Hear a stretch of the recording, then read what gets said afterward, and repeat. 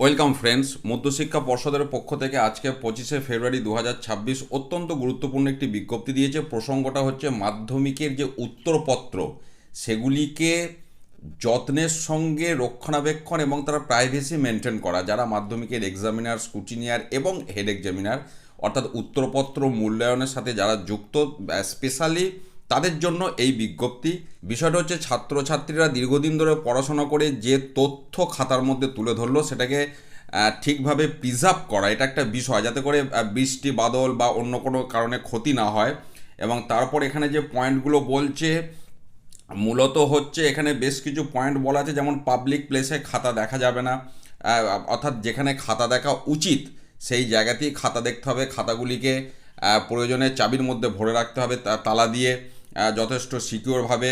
কর্মক্ষেত্রে খাতা দেখা যাবে না। স্টাফ রুম এখানে স্পেশালি উল্লেখ করা আছে, কোনো রকম পাবলিক প্লেসে খাতা দেখা যাবে না।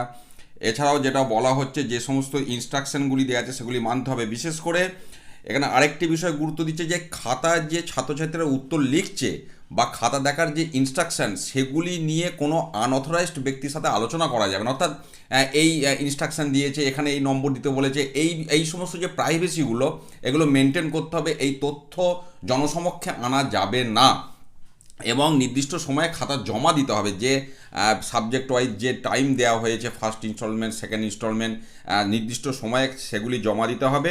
সকলকে সহযোগিতা করতে হবে। এই সমস্ত বিষয় কিন্তু মূলত এই নির্দেশিকা আমি আপনাদের উদ্দেশ্যে শেয়ার করলাম। ভালো থাকুন, সুস্থ থাকুন, ধন্যবাদ।